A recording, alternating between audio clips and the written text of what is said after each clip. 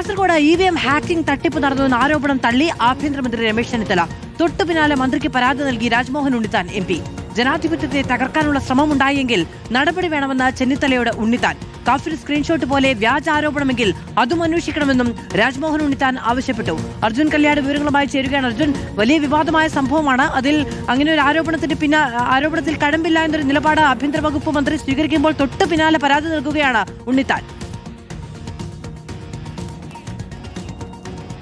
മാധു, തീർച്ചയായിട്ടും ഈ ഗുരുതരമായിട്ടുള്ള ഒരു ആരോപണം, അത്തരം ഒരു ആരോപണം ഉയർന്ന ഘട്ടത്തിൽ തന്നെ രാജ്മോഹൻ ഉണ്ണിത്താൻ ഈ വിഷയത്തിൽ വിശദമായ രീതിയിൽ അന്വേഷണം നടക്കേണ്ടതുണ്ട് എന്നുള്ള നിലപാട് സ്വീകരിച്ചതാണ്.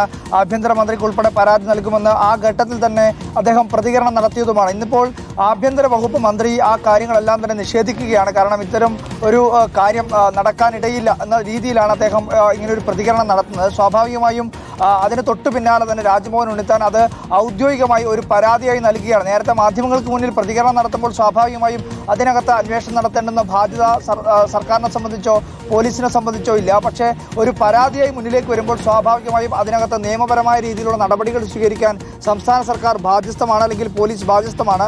എന്തായാലും ഗുരുതരമായ രീതിയിലുള്ള ഒരു പരാതി തന്നെയാണ് ഉയർന്നിരിക്കുന്നത്.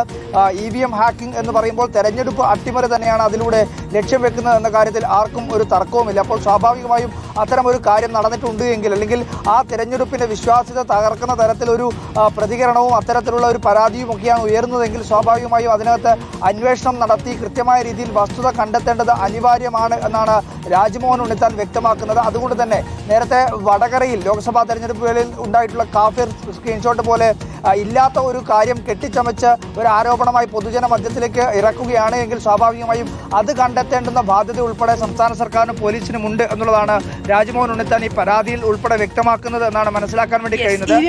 ആരോപണവുമായി ബന്ധപ്പെട്ടാണ് ഇപ്പോൾ രാജ്മോഹൻ ഉണ്ണിത്താൻ പരാതി നൽകിയിരിക്കുന്നത്. അങ്ങനെ ഒന്നുണ്ടായിട്ടുണ്ടെങ്കിൽ ജനാധിപത്യത്തെ അട്ടിമറിക്കാനുള്ള ശ്രമമാണ്. കൃത്യമായ നടപടി വേണം. വ്യാജ പരാതിയാണ് എങ്കിൽ അതിലും നടപടി ഉണ്ടാകണം എന്നുള്ളതാണ് ആവശ്യം.